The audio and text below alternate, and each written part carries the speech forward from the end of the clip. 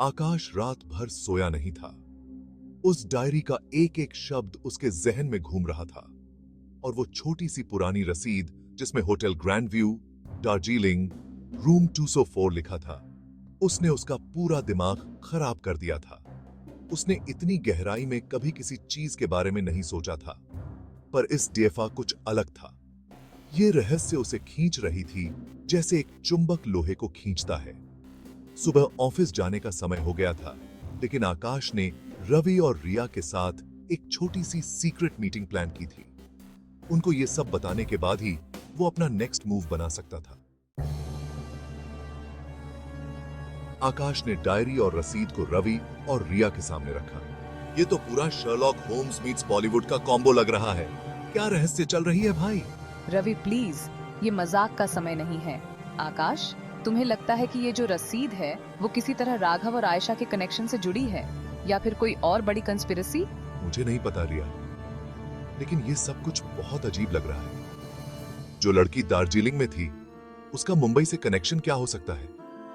और ये बूढ़ी औरत जो मेरे घर आई थी, उसके हाथ में वही पैकेज क्यों था? अरे भाई, कहीं ये कोई ब्लैक मैजिक तो नहीं? दार्जिलिंग वाले ये सब में बड़े एक्सपर्ट होते हैं। तुम्हारे ऊपर किसी पुरानी रूह का साया हो सकता है। Shut up, Ravi. This is serious. We need to figure out what's going on. उसी दिन आकाश ने रिया और रवि के साथ दार्जिलिंग जाने का डिसीजन ले लिया। वो लोग एक एडवेंचर ट्रिप का नाम देकर टिकट्स बुक करने लगे। अरे भाई, ये तो दिल चाहता है मोमेंट बनेगा। दार्जिलिंग की हवा, होटल में मिस्ट्री और हम तीनों की मस्त जोड़ी।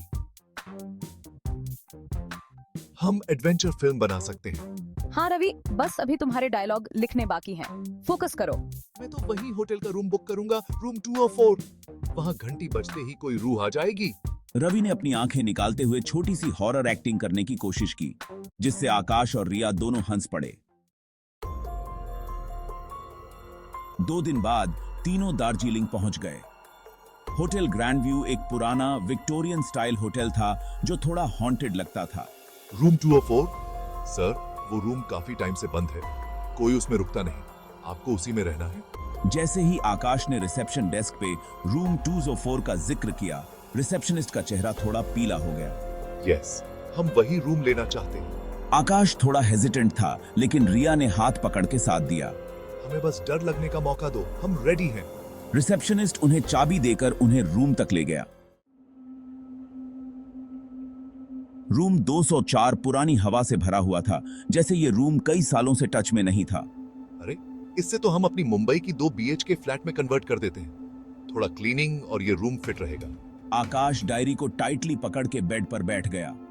जब उन्होंने रूम एक्सप्लोर करना शुरू किया, एक पुरानी अलमारी से कुछ पेपर्स गिर गए।